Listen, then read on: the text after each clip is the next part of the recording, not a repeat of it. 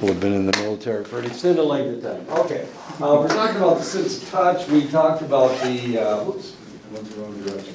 We talked about the Pacinian corpuscles. They look like onions, slices of onions.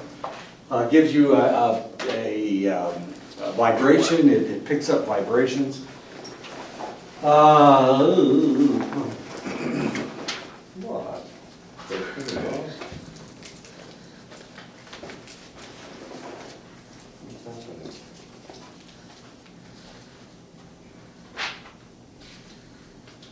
My battery's dead. Possible. Wait a second. Let me find another battery. One in here somewhere. I thought I did. Ah. Come on.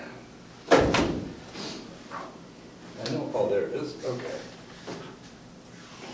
Dead battery. Mike. Oh, there it goes. There it goes. Merkel's discs. Oh, wait a minute. What I want to talk about. This is silly. I'll just replace this thing.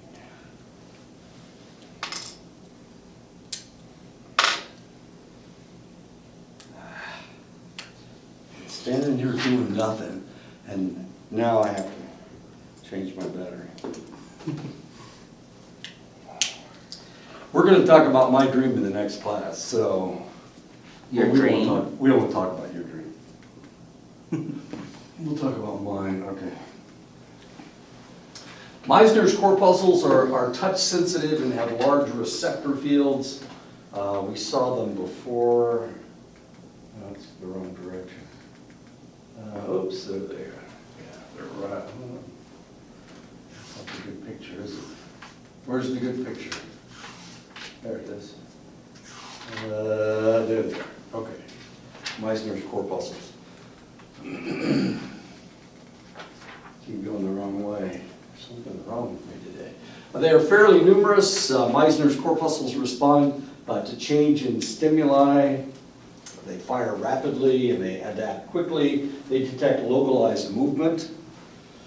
So this would be, if you were a painter, this would be what would give you your delicate touch, your Meissner's corpuscles. They're more generalized touch receptors than Merkel's discs. Merkel's discs, of course, would also give you a sense of touch. Merkel's discs are less numerous than Meissner's corpuscles. They provide more sensitive information. They're slow adapting so that they give accurate information about what the individual is touching over time. They also have a small receptor field which gives them greater sensitivity to spatial resolution. So this is what really gives you your sense of touch. So if you're a safecracker, it would be your Merkel's disc that would tell you when the tumblers are falling in place. Sometimes they use the stethoscope, and sometimes they just use the sense of touch. I have a friend who is a safecracker. He's also a physics and chemistry professor, which is kind of interesting. But Combination. he took it up as a hobby because he was so bored when he was in school. Brilliant man. And he can break into just about any lock. He's really good. He's kind of amazing. It's a good thing he's not a thief. Ruffini's endings respond to stretching. They respond when the skin is stretched. These receptors are slow adapting, and so that they can give you a prolonged response to the stretching. So if you're touching something, you've got a hold of something, the skin is being stretched, and it will give you that information for a prolonged period of time because it's slow adapting, so you don't lose the sense of what's going on. Nerve fibers from the skin surface run to the spinal cord. The somatosensory impulses are transported to the brain along two major pathways, the dorsal column system and the anterolateral system. The dorsal column system just descends up to the medulla and then it stops. and then it sends information back down. So it just goes up to the brainstem. The anterolateral system crosses the spinal column and ascends to the thalamic region of the brain. That's right in the middle of your brain. That's that big chunk of meat right in the middle of your brain. This system seems to mediate pain and temperature sensations. Okay, so this has to do with reacting quickly. Okay. So if something happens, if you smash your finger with a hammer, you pull your hand back. The anterolateral system is a more prolonged system. It gives you different information. It gives you, tells you what kind of pain it is, what's going on. A lot of times when you are first hurt, you know you're in pain, but you aren't really registering what's going on. So that's any type of physical pain, Right. including like sickness and... Well, we're going to talk about aches and pains in just a second. Okay. Because they're different. Okay. They come from different nerve endings, as curious as that is. I know, it gets exciting. Some people are born with a genetic flaw that makes them insensitive to pain. These individuals are able to feel, but they do not register pain. Many of them die young from trauma that the individual did not register as dangerous. Autopsies show multiple scars on many areas of the body because the individual did not register the danger of the pain. Oh, there he is. That's him right there. Okay. It's called congenital analgesia, and evidently I put it in the wrong place. Anyway, this is a kid with congenital analgesia. They don't have the ability to register pain. As you can see, he's got this huge scar in the middle of his, right between his eyes. This kid's got 8 scars on his face. He's 8 years old. He's got 8 scars on his face. He's broken 13 bones in his feet. They had a picture of his dislocated ankle. Yeah, and he was still hobbling around on this dislocated ankle, mainly because it didn't hurt him, it didn't bother him, so he just did it. Perfect for special forces. Well, this kid, I don't think he's going to make it through training. Is it genetics as well? Yeah, it's genetic. Oh, okay. So that, yeah, they don't have the ability to register pain, unfortunately. The initial stimulus for pain is the partial destruction or injury to tissue adjacent to the select nerve fibers. The destruction of the tissue causes a release of chemical substances that activate pain fibers in the skin. There's 2 major types. The first one is A delta receptors. It's got a large diameter, it's myelinated, so the information gets there very rapidly. It's quick reporting, and it represents quick, sharp pain. So no matter what happens, if you've ever been hit with something, the initial pain was fairly severe, or could have been fairly severe. People that are shot will tell you that, yeah, I felt it, and then the pain wasn't as bad. You know, there was the initial shock of the pain. Well, that was the A delta receptors. We're giving them that information. Later on, the pain kind of went away for a couple seconds, and then it started up again, but it wasn't a sharp, severe pain. It just got me thinking about how, you know, like in movies when people get hit by cars, Right. and then they just get right back up like seconds later sometimes. Yeah. Is it Yeah, similar kind to of the same thing. Initially they're going, ow! And then the pain kind of goes away. It's not as bad as it was before. Okay. Okay. And of course, we can learn to control all of these responses. This is the one that people try to control more than any other, because the other pain comes from C fibers in the skin. C fibers are unmyelinated, they respond slowly, they adapt slowly, and they represent dull aches, and that's usually the secondary pain that you get. The secondary pain is not really a pain, it's an ache, and that's from the C fibers. So we've got 2 pain pieces of information going into your brain. The first one is the one that goes very, very rapidly. That's from the A delta. A delta. Let me get it backwards. A delta fibers, and the second is from the C fibers. Okay, now we understand why pain is not a constant. Most people don't have a constant sharp pain. It doesn't happen that way. It just can't happen that way. It has to be a sharp pain, then a dull ache, then a sharp pain, then a dull ache, then a sharp pain, then a dull ache. And that's the reason, if you're a military guy, that's the reason why if you get hurt, then potentially you can jump up and continue doing something, whatever you're supposed to be doing, despite the fact that you're injured, you're damaged. What? I didn't know I was shot until my boot, I heard squishing and it was filled with blood. It was a ricochet and it went in my knee. Oh, did it? Yeah. Oh, And I'm telling him it's private. Fuck up. And it was me. I'm fucking hit. Did you get your adrenaline going? Of course you got your adrenaline going. And that blocks the pain. So he didn't even know it. With the initial blow, damaged cells around the nerve fibers, nerve endings release serotonin, they release potassium, they release a chemical called prostaglandins, and they release leukotrienes. The firing of the nerve endings can excite a reflexive action in the blood vessels and other cells to produce inflammation, and this is good. The human body wants to survive, and the way it does this is that it doesn't allow you anything negative to continue for an extended length of time. Mm-hmm. So if you damage a portion of your body, the first thing that happens is all of these chemicals are released and the area swells up. And the reason the area swells up is to isolate it, is to keep it from moving. And so it swells up. This is what happens if you sprain your ankle, you sprain your wrist all of a sudden gets really big. You dislocate a finger, it swells up. Well, it's kind of cool because that's kind of like a cast. It has just encasted itself. Yeah.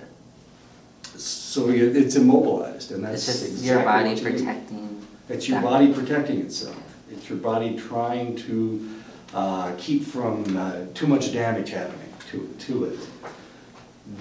Because the logical thing to do is to, if you hurt yourself, is to sit down and wait, is not to move again because you've just damaged a portion of your body. Maybe you've dislocated, maybe you've broken a bone, dislocated a joint.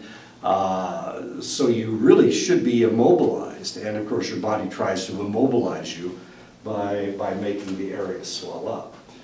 The action potential is reached and the message is transmitted to the dorsal horn of the spinal cord. So now we know that we have damaged ourselves. And it starts out with prostaglandins and leukotrienes. So without prostaglandins and leukotrienes, we don't have that knowledge. We don't know that we've been hurt. And this is the problem with the individuals who have congenital analgesia. Is that right? Yeah, analgesia. And they lack that, or They lack that, yeah, they don't. all for the. They don't, that communication does not get to their brain. So they don't know that they're in pain. There's another substance called substance P that's involved with pain. But they don't, it's the prostaglandins. That's the message they're not getting. The prostaglandins isn't getting into their brain, so they don't know that they're hurt. Okay. So if they cut their arm, they don't know that it's cut, and they'll just keep doing things even though they hit an artery and it's spurting blood out. So like in his situation, it was adrenaline. It was adrenaline that kept him from feeling it. And then in people with that, how do you say it again? I'm sorry. Congenital analgesia. They don't. It just They happens don't. whenever, They never get the wherever, message. and it just. You never get the message. In his case, of course, it did start hurting. How long did it take your knee to start hurting? Oh, it was after the action was over, wasn't it? Yeah, we were in a firefight it was probably 5 minutes, but it Yeah. seemed like forever. But, yeah, which, yes, is actually forever. You're right, it is forever. So he didn't feel his knee for 5 minutes, and as soon as the adrenaline was gone, It wasn't blocking the prostaglandins anymore, and then his knee started hurting. Yeah. Probably like a son of a bitch. Did it hurt a lot, Scott? I don't know, I was mostly pissed. Yeah.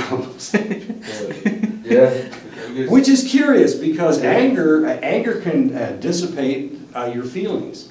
I mean, it's another feeling, so it takes the pain away, as bizarre as that may seem. In the spinal cord, the impulse uses the neurotransmitter glutamate to transmit the information to the brain. Along with glutamate, substance P is released, which returns to the injured area through efferent neurons and induces blood vessels to double their efforts to promote more swelling. So that's what substance P is for. So if we're taking an analgesic, the analgesic will block substance P to reduce the amount of swelling. Sometimes your body will overreact to things. Usually it does overreact. So we need to control that aspect of it. So you can take acetaminophen or ibuprofen. Yeah. They're both analgesics. They're both NSAIDs. They will both block substance P. And so it reduces the swelling. And that's a good thing, because it will swell until the damage is gone. But we don't need that. We need the pain to go away so we can function again. Yeah. So we take the analgesic. Analgesic blocks substance P. It also blocks prostaglandins. And sometimes it blocks leukotrienes. Actually, acetaminophen and ibuprofen both block substance P. Well, it blocks three things: substance P, prostaglandins, and the leukotrienes. Okay, so now the swelling goes away, and that's a good thing. Because if the swelling stays in the area, then potentially the bone, the joint, can deteriorate with all of the seral fluid that's in the area. That's one of the reasons why you have to draw. If you've got a swollen knee, you've got to draw that fluid off. If you don't draw the fluid off, it will slowly destroy your knee joint, and so they really need to pull that stuff off of there, one way or the other. So there's a couple different ways you can do it. You can stick a needle in there and suck the juice out, or you can give them Lasix to pull the fluid out. That works as well. There's a new one. Lasix is the old stuff. They've got a new one, a diuretic that works. I don't know what it is. I'm showing my age. This is when I was in medicine. It was Lasix. So what are we doing? Okay, so we release substance P. It induces blood flow to that area. It increases the amount of swelling. Mast cells, it releases mast cells and histamine to release seral fluid and induce more benign swelling. So one of the things that substance P does, it induces histamine. Histamine is good. Histamine will send fluid into the area. So if you have an allergy, then you'll take an antihistamine to reduce the amount of fluid in your lungs, in your sinuses. And that works if you've got an allergy. Is it what's in an EpiPen? I'm sorry? An Is that what's in EpiPen? an EpiPen is, wait a minute. Epinephrine. Yeah, it's adrenaline. Yeah, VA gave one. I'm extremely allergic to mushrooms. Okay. Like, wow, it looks like my face got beat up. That's Right. how bad it is. And a little bit of one, and I'm all like, oh crap. You know, I can feel it right here. Just sit there, drink some water, and I was good. There you But go. it's It's kind mushrooms. of scary. Mushrooms. Allergic to mushrooms. I'm allergic to melons. Is that right? All So- watermelon, cantaloupe, honeydew, I can't eat it. Is that right? Yeah. So I was allergic to cinnamon. Cinnamon. Cinnamon. Isn't it? But she'll still have cinnamon toast crunch. Oh. Like, I guess it has to be like a lot. Oh, okay. But sometimes she had a lot, and like, I was like, what the heck, man? Her face, Puffs up. a little bit. I'm like, you need to stop eating that. Right. So what happens if you don't shoot yourself with the EpiPen?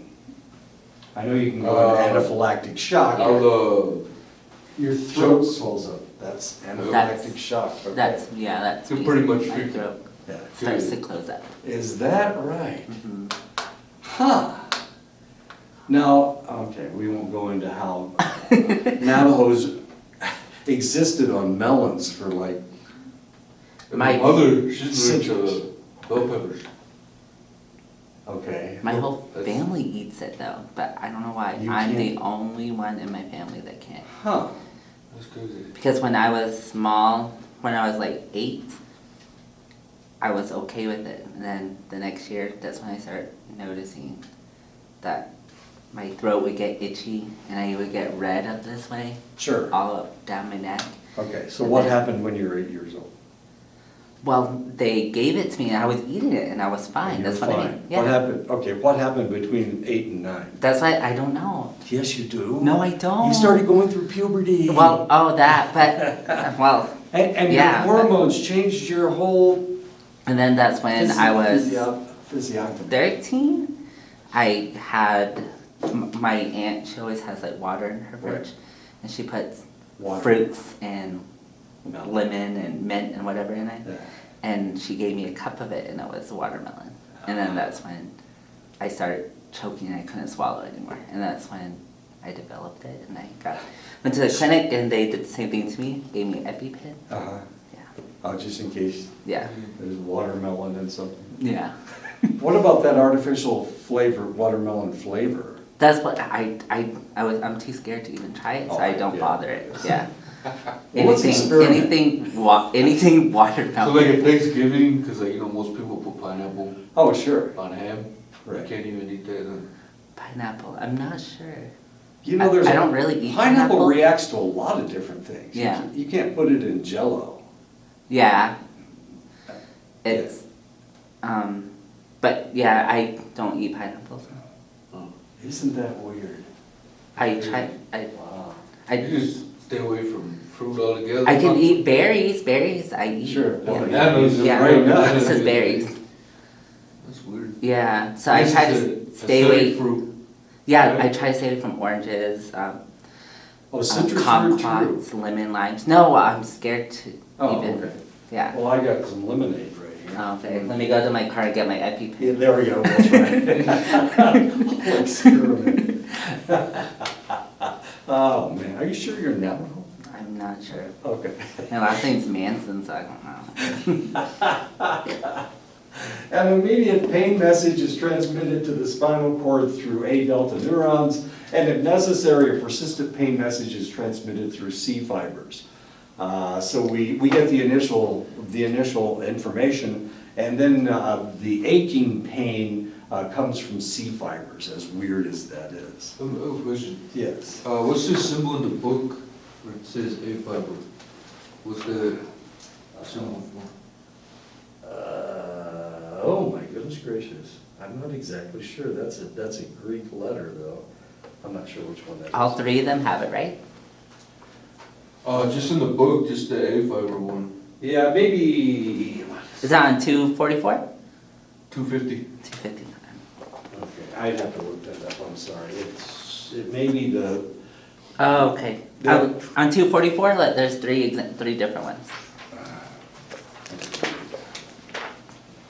It's on that table 8.2. I don't really know my Greek alphabet That one, very that one, well. and that one. Oh, okay. I guess that's the thing. Oh, delta. Delta. So that's a small delta. A capital delta is a triangle. So it's alpha, beta, delta. Yeah, Okay. alpha, beta, delta. Okay. See, the Greek alphabet, just like the Navajo. Arabic, the Navajo alphabet, the Arabic alphabet has capital letters and lowercase letters, and that's the lowercase letter. That's a lowercase symbol for delta. Okay. Okay, normally you don't see that one very often. You don't see lowercase symbols very often. Yeah, so that's Okay.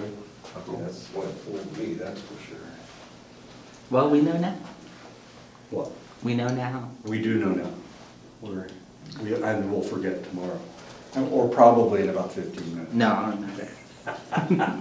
Information travels up the spinal cord to the various brainstem sites where it is distributed to the necessary areas to promote proper behavior, such as yelling. Ouch. Why in the world do we yell? We yell because it makes us feel good. It dissipates some of the pain, as bizarre as that is. That's why swearing is not a bad thing. Swearing actually dissipates emotions, and if you don't swear, if you don't yell, and you keep it inside, then it increases the amount of stress that you're suffering from. How about crying? The interesting thing about crying is there are healing properties to your tears. I know, it sounds like we're all phoenixes or something, you know, they can heal something with their tears. But the reality is that your tears actually have healing properties. So if you could use your tear, if you had a sore over here, you could take your tears and you could wipe it on there and it would heal faster. As stupid as that sounds, so yes. No, not really.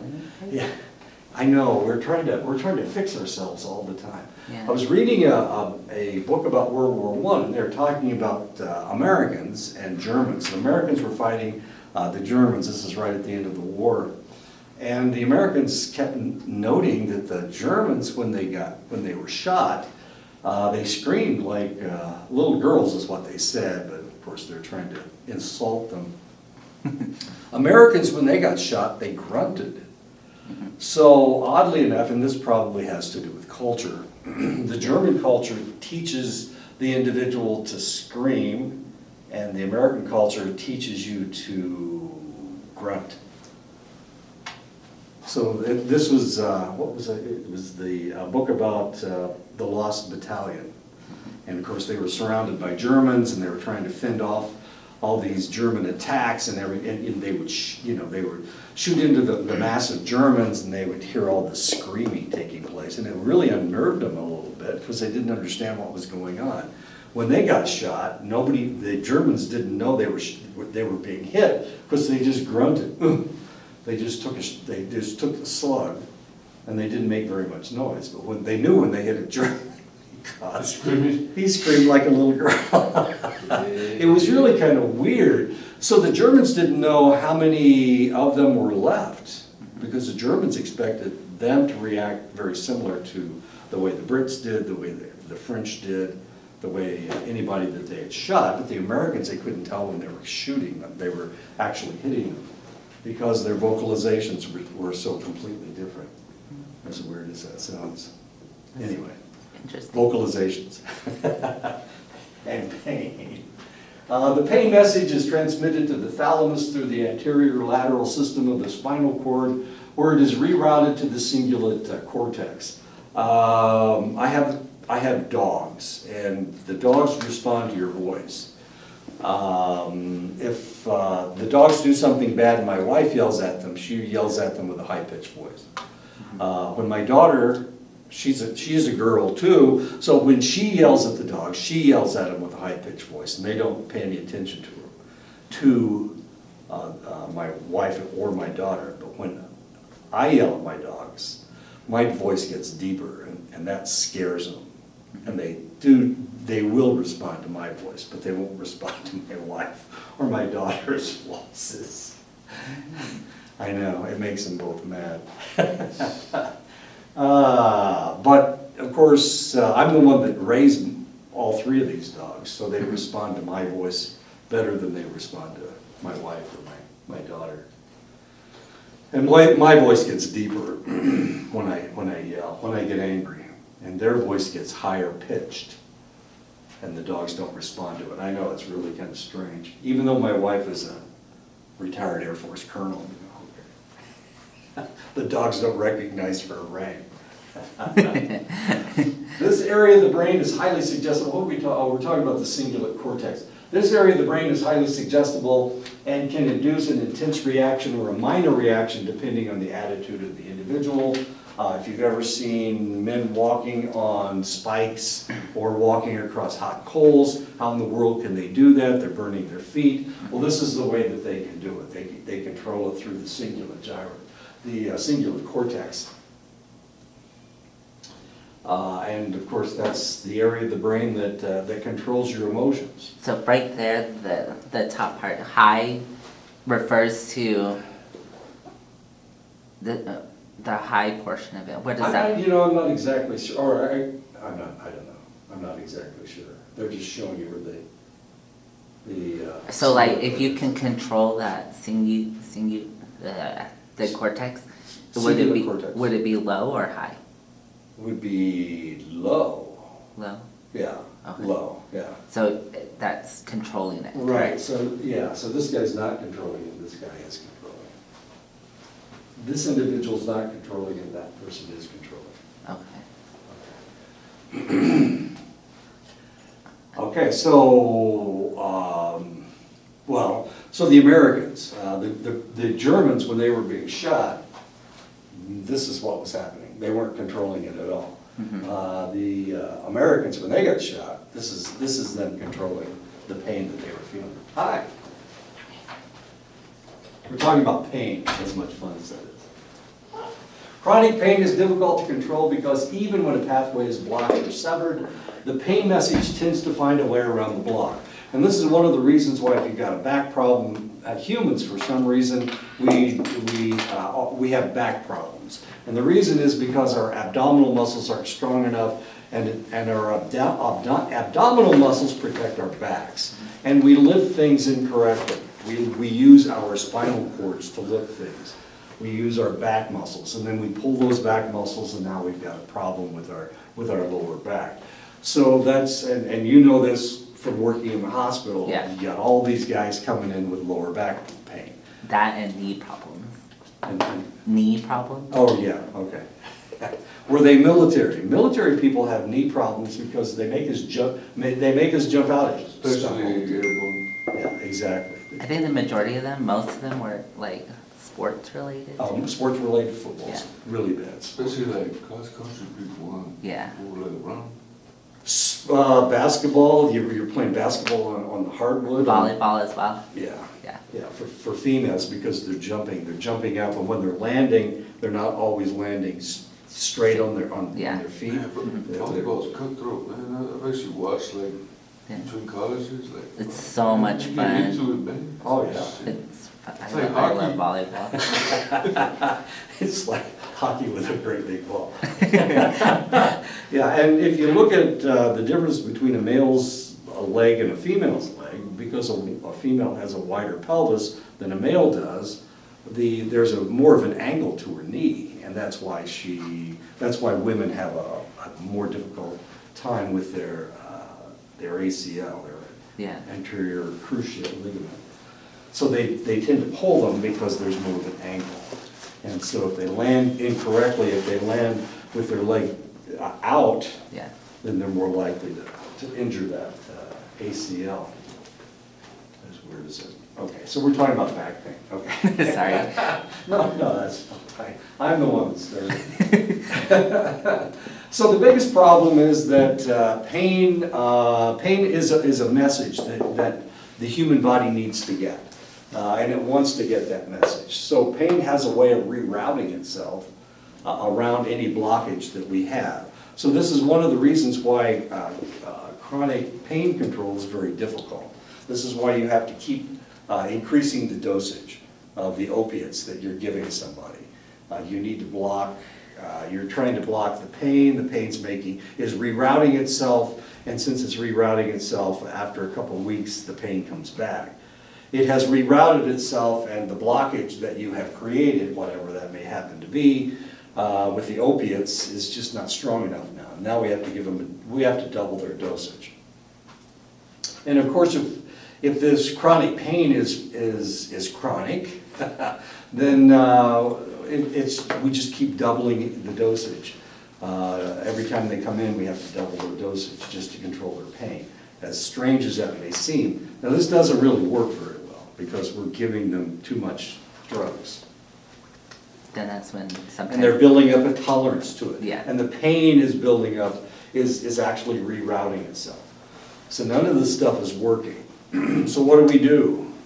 How in the world do we get around this whole problem? And the answer is we don't have the answer yet. Well, maybe we do. There are other ways to do this.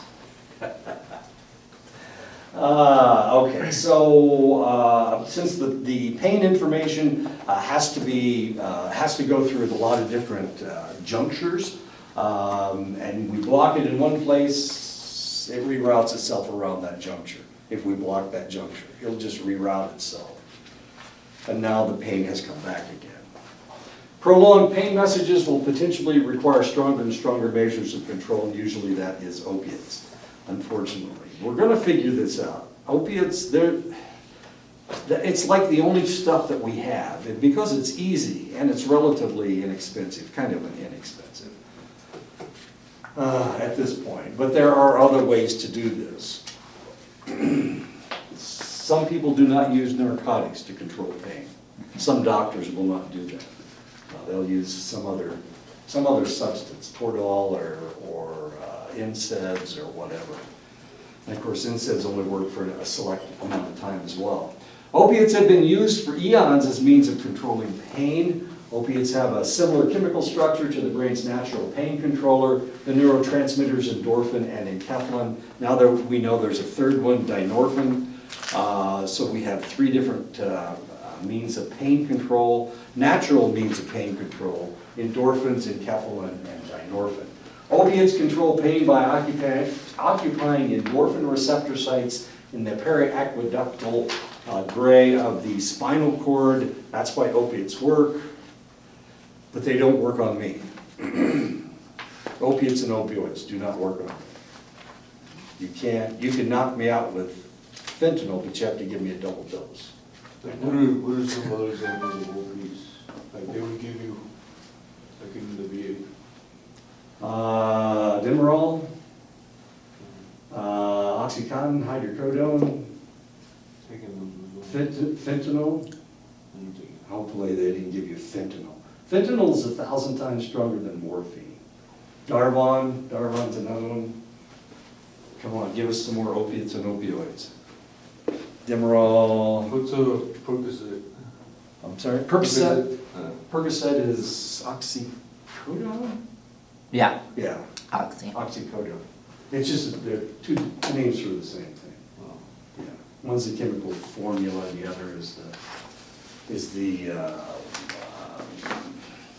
pharmaceutical name. I don't know, I've been on it all. You've been on all this stuff. Okay. Ranger candy, yeah. So stupid. No wonder we're killing these people. This doesn't make any sense. Sorry again. Well, I would only take it if like I couldn't get out of bed. Oh, you know? sure. And then I'd cut it in half. Oh man, because my line of work, my mind had to be sharp. Oh, sure. So I'm like, man, I'm not taking this shit. Yeah. You know? Okay. Okay. Anyway, okay, so the opiates and opioids, this is how they work. They inhabit the receptor site for endorphins. What are endorphins? Well, if you run and you run for 2 or 3 miles, then pretty soon, after about the second mile, you start feeling pretty damn good. And that's the endorphins kicking in. I don't get runner's high, so evidently I don't have endorphin receptor sites. However, I've played sports all my life and I hurt myself all the time because I do things I probably shouldn't do. Anyway, and I can control my own pain. Now, how can I do that without endorphins? Well, there's 2 other types. There's enkephalin and there's dynorphin. So evidently that has something to do with it. I've taken codeine, I've taken hydrocodone, I've taken OxyContin, they've given me shots of morphine. None of it worked. None of it worked. But when they knocked me out for my surgery, they gave me fentanyl, but they had to give me a double dose. A double bolus. Yeah. And I woke up during surgery. That's the worst. So they had to hit me again. This has happened to me 3 times. I've awakened during surgery 3 times. Wow. Had my spleen, I had ruptured my spleen. Oh yeah. Yeah, so I was out and I woke up while they had me open. And then I've had 3 heart surgeries. 2 times I woke up during the heart cath. Did you see anything? I didn't see anything, but it felt like somebody had stuck a garden hose up through my artery. That's what it felt like. It felt like a garden hose. Really? I could feel it scraping. And of course, my heart started beating a lot faster, so they hit me again with some more fentanyl. But they don't have to worry about me in recovery because I wake up almost right away. I woke up, the last time I had surgery, I woke up as they were wheeling me out of the surgical suite into recovery. So they just wheeled me right back down to my room. I wasn't in recovery at all because I was already awake. Yeah, not important. Okay, anti-inflammatory drugs such as ibuprofen and acetaminophen block prostaglandins and leukotriene synthesis at the injury site. Since it blocks prostaglandins, it's blocking the pain. Since it's blocking leukotrienes, it blocks the swelling. So it reduces the amount of swelling. This is good because swelling sometimes will cause a lot more problems, especially if you have a head injury. If you have a head injury, your biggest problem isn't the fact that you have injured structures in your brain. It's the fact that your brain is swelling. Yeah, they would not give me that. Instead, they gave me Maxwell. Okay, I'm not sure what that is. It may be the same stuff, but a lot stronger. Yeah, it's pills like this big, but man, it worked awesome on my head. But yeah, the doctor wouldn't give me Ibuprofen or he goes, no, you just blow up. So, okay. Yeah, they need to control the swelling, and if they can control the swelling, then you return to normal a lot faster. It's the swelling in your brain that causes the problems. It's the swelling in your brain that causes coma a lot of times. It's a serotonin 1B and serotonin 1D. And it's a receptor agonist and anti-migraine. Anti-migraine, okay. Yeah. Okay, so it is reducing swelling. What is this stuff called? Maxwell. Receptors. Yeah, okay, that's Yeah. it, okay. That's what they gave me. Isn't that weird? Yeah, for some weird reason they took it off the market. Oh, they took it off the market. At least through That's not good news, okay? through Fort Benning it worked magic for me. 'Cause every Thursday I would get my nerve block shots in the back of my head. Right. And oh man, you got a needle this big on the back of your freaking head. Yeah. And your shoulder. But yeah, I have to take 2 of those a day. Maxell, you're not still taking this stuff? No. Well, you can't, I guess, it's off the market. Okay, there's a reason why they took it off the market. That would be interesting, to find out what they were See, choosing. I couldn't get it. And another guy who was in there with me, I mean, there's 4 people, but only 2 of us survived.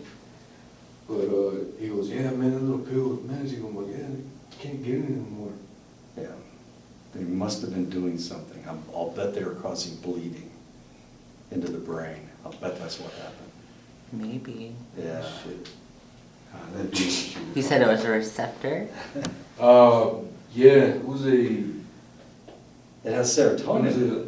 Yeah, That's interesting. yeah, serotonin alpha and delta.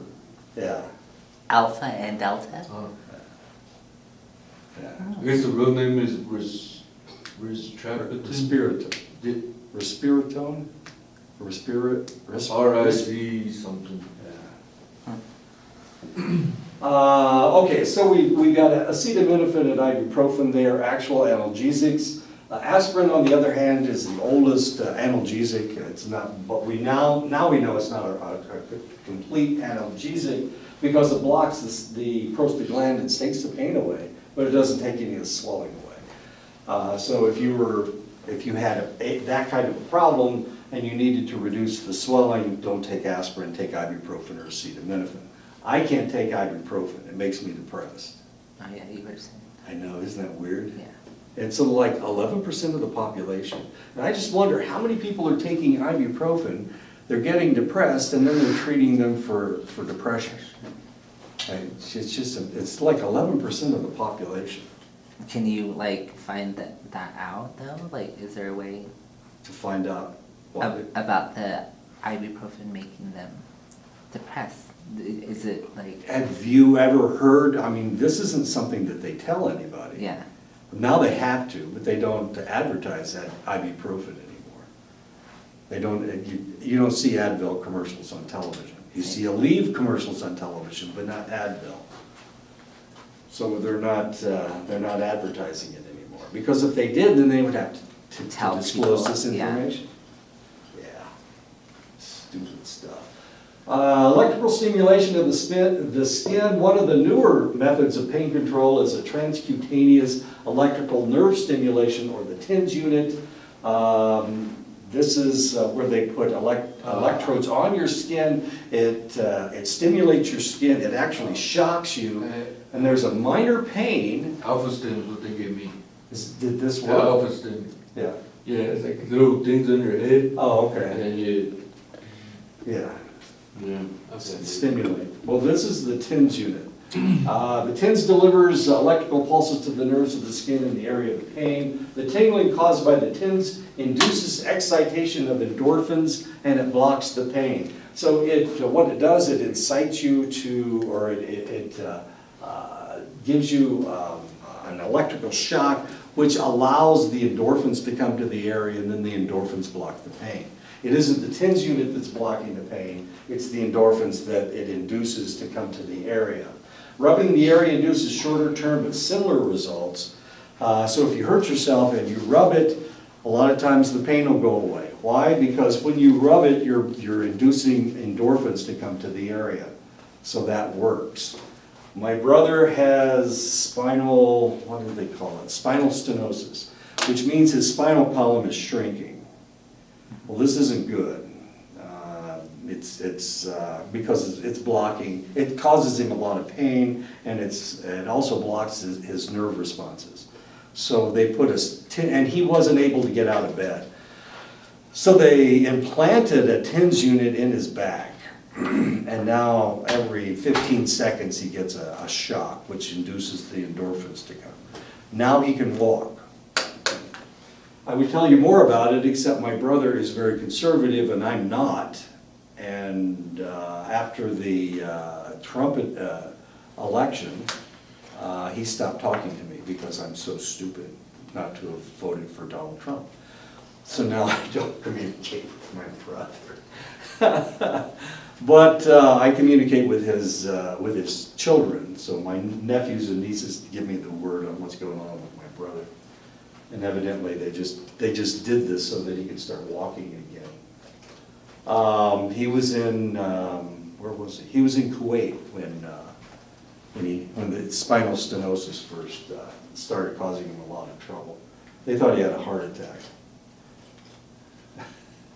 Stupid.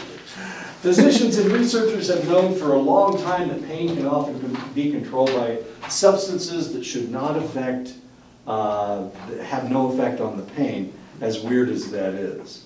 Prayer, for example, does prayer work? Ceremonies, do ceremonies work? I have a friend that his wife died, so and he was feeling depressed. So he went to a healer, and he said he had a ceremony, and now he feels better. Does prayer work? Do ceremonies really work? Well, of course they do, because it has the placebo effect. If you think it works, then it will work. If I take a pill, and it's actually a Tic Tac, and I think it's a pain pill, my pain will go away. If you've got a headache, a really bad headache, and you take aspirin, or you take ibuprofen, or you take acetaminophen, the pain goes away almost instantaneously. By golly, it's a miracle worker. Is that what has happened? No, it takes 20 minutes for that stuff to digest in your system and get into your system. So it shouldn't work right away. It should take it 20 minutes to get into your system. So why is it suddenly working? Because of the placebo effect. It's because of endorphins. It induces endorphin and enkephalins in your brain, and so the pain goes away. And that's okay. As far as I'm concerned, if it works, use it. Go ahead and use it. you know, if I hop on one foot and scratch my ear and something good happens, then I'm gonna hop on one foot and scratch my ear whenever I've got that problem. And it works, and this is known as the placebo effect. Psychology has been using the placebo effect for a really, really long time. Counseling may not really work. I mean, talking your problems out, come on, let's get real. Why does it work? It works because of the placebo effect. If the individual wants to be fixed, they will be fixed. Okay. Acupuncture works in the same way. Acupuncture is an ancient means of chronic pain control that uses similar tactile stimulation to induce endorphins in the area. Since chronic pain is often exacerbated by tension in the area, frequently acupuncture allows for enough relaxation of tension to relieve the problem. As I said, I'm something of an athlete, and sometimes I hurt myself, and it's a chronic thing, and I've got a pain in my knee, and it won't go away, and I've been hobbling around for 2 weeks. I take one shot of acetaminophen, and it goes away completely. Now, is acetaminophen really a miracle worker? Probably not. What has happened is I've got swelling in my knee. I've got swelling in, that's my problem, is the swelling. Whatever the damage is has already repaired itself. But I still have swelling in the area. So I take the acetaminophen one time, and the swelling goes down, and now I don't have any pain at all. It's a miracle. It's worked. But what we're really dealing with is that we're relaxing the tension in the area. People take muscle relaxants. Robaxin is one. What's another one? Librium is a muscle relaxer. So if you take a muscle relaxer, then your pain goes away. So do you have to continue to take the muscle relaxer? Well, usually if the pain goes away, you don't have to take the muscle relaxer anymore because the pain's already gone. So doctors that tell you to take all of your medicine are probably incorrect. They need to tell you to take the medicine until the pain goes away and then stop taking the medicine. You don't need it anymore. You're overdosing on things. And this is the problem we had with opiates and opioids. This is why we have this crisis going on in the United States. They're giving you 3 months worth of opiates and opioids. When you first start taking it, it works. Then all of a sudden, because of the whole problem with chronic pain, the pain doesn't go away, so you double your dosage. Now all of a sudden the pain goes away, but it only lasts for 2 weeks. Now you have to double the dosage again. So you're taking 1 pill before. The second time you started getting pain, you were taking 2 pills. Now you're taking 4 pills to control the same amount of pain that was being controlled by 1 pill. That's why we have a problem. They're giving us too much medication. They need to give us less. And the question is, whose fault is this? And the answer is, well, first of all, it's the pharmaceutical companies for making all this stuff. But the other problem is, in 2001, the AMA decided we weren't doing enough for pain control. So they said, give the patient enough pain control so it actually controls their pain. Give them more pills, is what they were telling them. Before 2001, giving out opiates and opioids was rare, relatively rare, only for the most severe cases. And then all of a sudden in 2001, they started handing the stuff out like candy. They were giving people opiates and opioids for headaches, for what they would have given somebody Toradol or ibuprofen before. Now all of a sudden they're giving them opiates. So they're controlling pain with these very heavy drugs, these narcotics, unfortunately. And that's been going on for the last 20 years. And now it looks like maybe the AMA is going to do something else about it. It's the AMA's fault. They're the ones that told people, the doctors, that they weren't really controlling pain. Stress, the body normally tries to control pain through endorphins, enkephalins, and non-opioid receptors. This allows the injured to flee to safety and not be hobbled by their injuries. Emotion is a strong primer for either pain expression or pain control. And this is natural. If you see, I've seen cats hit by a car, And by golly, they can run right off the, Is that what happened to me?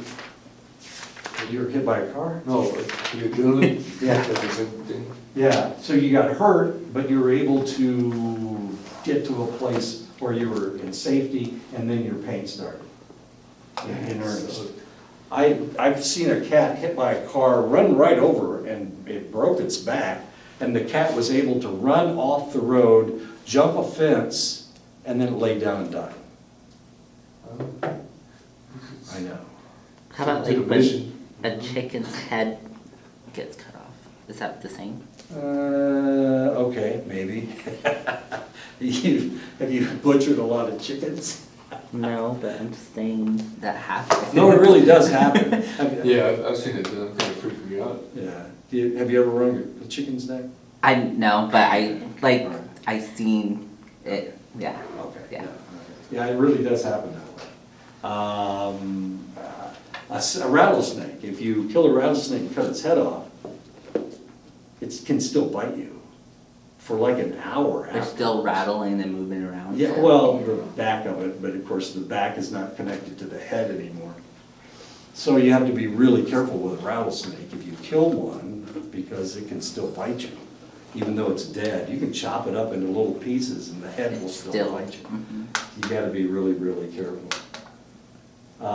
We have timber rattlers up in Montana, and one bit my horse and one bit my dog. I had this 200-pound dog.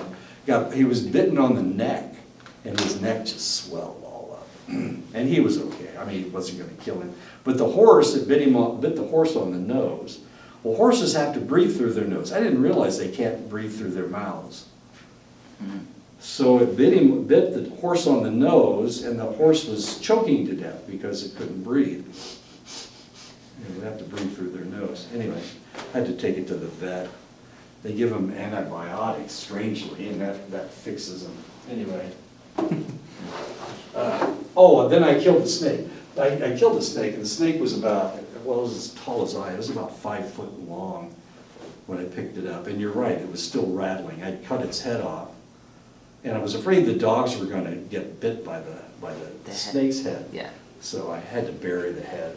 I'll tell you what, how bad a snake smells when it starts to decompose. Ah, sick. And they like start decomposing in seconds. I mean, it's really nasty.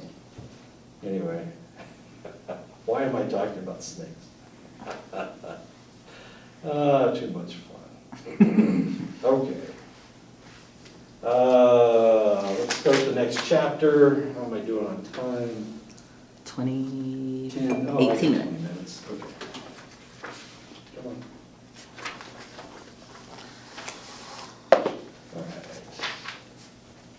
All right. Okay, let's talk about vestibular perception, taste, and smell. Taste and smell are both chemical. Vestibular hearing and the vestibular perception both have to do with airwaves, sound waves. Sound is a repetitive change in the pressure of the particular medium, commonly air or water. You can actually hear things in the water. That's what sonar is all about. That's why submarines, they'll ping, and they're sending out sound waves in the water, and if it hits something, of course, then it comes back to them. That's how they, echolocution is what it's called.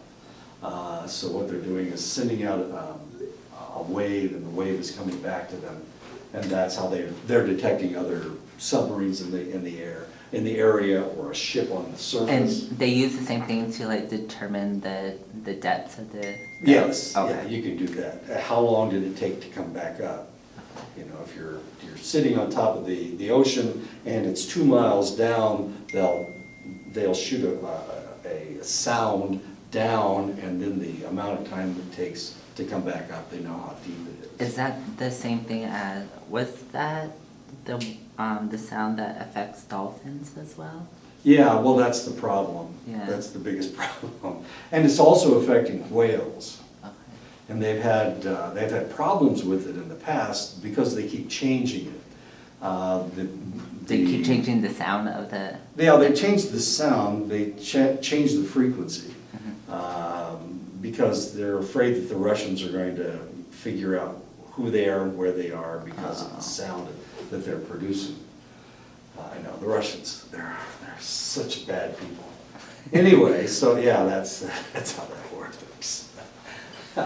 In the air, air particles are moved by a vibrating mechanical system. The mechanical instrument moves away from the resting position and compresses air particles, causing the air pressure to rise above atmospheric pressure. A single alteration of compression and expansion of air is called a cycle. Of course, it's very difficult just to hit one cycle. It's a sound, and your brain might not even register the single cycle. If you've ever been out at night, you're a little bit tired, you thought you heard a sound, but you weren't sure that you actually did. Potentially, it wasn't much of a sound anyway, and your brain just couldn't register. It needs repetition in order to register, and that's the biggest problem.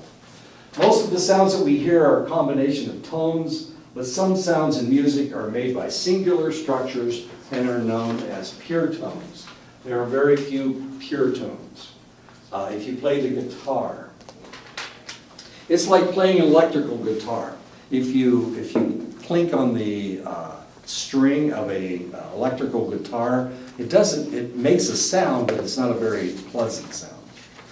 It's not acoustic, and that's one of the reasons why acoustic guitars are far more popular, because you make a sound, and the sound goes into the guitar and then it comes back out, and that is a much more pleasant sound.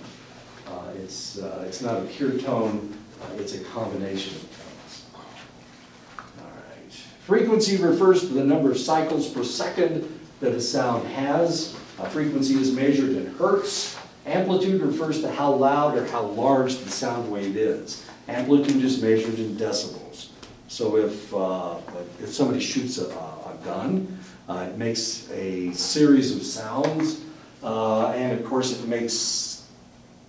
it displaces a lot of air, and that creates the decibels because it displaces so much. If you've ever been in an explosion, you can actually see the sound waves coming towards you or moving away from you, depending on where the explosion was. Yeah. Pretty damn quick. Yeah, well, and usually you can see it because, well, you can actually see the sound waves moving, but usually what you think you're seeing is dust. That's what you think you're seeing. You can see everything in the air is, of course, moving out, moving away from the explosion. But that's what the sound is. It's a very large sound. It tends to be a very large sound. One of the loudest things, jet airplanes. Those of us who were in the Air Force, of course, we were around airplanes all the time. Very loud noises. Unfortunately, as Americans, we have loud engines. For no reason, our jet engines are louder than just about anybody's jet engines. When I was stationed over in Japan, the fighters would take off. And when the American fighters took off, we had F-4s at that time, and they were just replacing them with F-16s and F-15s. But we had F-4s, and the F-4s were so ridiculously loud. They could deafen you. And there was a running trail. It ran right behind. I know. And they had a deflection plate that was right in front of you. So if there was an F-4 that was taking off, of course they have to fire their engines against the deflection plate. I mean, it was deafening. Literally, it was deafening. But the Japanese had planes that were just as good as ours, but they had much more quieter engines. They were Mitsubishis, and anyway. I guess for us it wasn't that bad because we just had helicopters. Apaches, Chinooks, Black Hawks. That's all we had. Right. Once in a while I see a Kiowa, but that usually be the Jordan. We used to fly in a suppressed sound helicopter. I'm trying to think what it was. The Huey? It was a Huey, and it had a suppressed engine, so it didn't make hardly any sound at all. Yeah, We used that when I was a redneck. Yeah. We used to fly in that from time to time. It's pretty freaking quiet. Yeah, I mean, compared to the other compared to- helicopters. I mean, you can hear a helicopter from miles away. And we don't try to suppress the engines, but those were suppressed, and I'm not exactly sure how they did it. But we used to fly in those from time to time. That was not fun, because the mission was always difficult. It was always at night, too. Okay, so what's happening here? Jet airplanes fire off at 150 decibels. Pneumatic drills between 130 and 100 and something, 140, 130, 120, 130. Industrial noise, if you've ever worked in a factory, somewhere in the 100 decibel range. Stereo music, especially if you turn it up way too loud, it's right around 90 decibels. When you're inside the car, especially my car, because it's a convertible, really loud in there. It's actually quite loud. The road noise is fairly loud because I have a rag top, of course. So it's right around 80 decibels. Your office, not mine, well, kinda, I guess, around 60 to 70 decibels. So it's pretty loud. There's a lot of noise taking place. At home, there's a lot of noise. Some people can't stand silence, so they turn on the television, even if nobody's watching. This drives me nuts. My daughter will do this. She'll turn on the television, and then she'll go and fix supper. Well, she's not watching, obviously, because she's in another room. Yeah, I know, it drives me crazy. Why not just turn the damn thing off? Oh, that's on my tape, isn't it? Okay, the bedroom at night, somewhere between 30 and 40 decibels. Wind turbines aren't very loud at all, but they hit out at about 50 decibels. When somebody whispers to you, it's about 20 decibels. And then falling leaves. Oh, and I already warned you about Jeremiah. He doesn't talk very loud. He kind of whispers. How much does a suppressor put up? For what? A suppressor? Oh, you mean a silencer for a weapon? My hearing problem's not from gunfire, obviously. It's from the suppressor? No, it's from explosions, but we've always used suppressors because we do our shit at night. Yeah, I guess that makes sense. It takes away the flash too, doesn't it? Yeah. I'm not exactly sure. That would be a good question to ask. We're talking about AR-15. You guys had AR-15s. M4. M4. Then we were allowed to bring our personal weapons, so I had an XD 9mm subcompact. But our guy who was in ordnance, he's like, look, just give me what kind of weapon you have, and he actually made. Oh, he made the suppressor for you. Yeah. Okay. 9mm. 9mm is fairly standard, I guess. How long was your weapon? I mean, your 9mm. Well, it was a compact. It was so compact. Oh. It was probably about this big. And how was long was your extra- suppressor for that? That long? Mhm. Wow. Okay. Okay. Most sound is a blend of different sounds, music, speech, sounds from nature, and this is known as timbre. When we talk through our sinuses, we talk through our nose, we talk through our mouths. When somebody has a cold and they can't, their voice doesn't go through their sinuses because their sinuses are blocked, they sound really funny. It sounds really weird because the sound isn't going through their sinuses, and so it doesn't sound exactly the same. Okay. The basic sound that is made is called the fundamental, and the lesser additional sounds in the heart are the harmonics, or the harmonics are known as the multiples of the fundamental. So when you play the piano, of course, you strike the key hits the string, and the string sounds through the soundboard. The soundboard's made out of iron. It's heavy as hell. I hate pianos. My wife has always had to have a piano. So I had to carry these damn things, and we moved every 2 or 3 years, so I had to move the damn piano every 2 or 3 years. She always had to have a piano, even though she never played it. That's on the tape as well. So I had to pick these damn things up and carry them, and it wasn't always easy. Sometimes they were upright, sometimes they were baby grands, pianos. Oh. Oh God, they're so heavy. It's So so made like solid wood. well, it's not the wood, it's the iron. Iron. Those damn things weigh about 200-300 pounds. It's 200 or 300 pounds of iron. My wife bought an upright piano one time, and something happened. It warped. It warped, so she got another one. She got a new piano, and so I was able to bust up that piano with an axe. That was fun until I got down to the. Something like this. See, the weapon itself is pretty small. Oh yeah, it's tiny. It looks like a Beretta, doesn't it? Yeah, Yeah. but it's, Yeah. Is that the length of your suppressor too? Was your no, mine was like probably like maybe 2 inches shorter. Oh, okay. Anyway, so when you're playing these songs, and it's the same way with a guitar, of course, you know, you pluck the strings and it goes into the guitar and comes back out.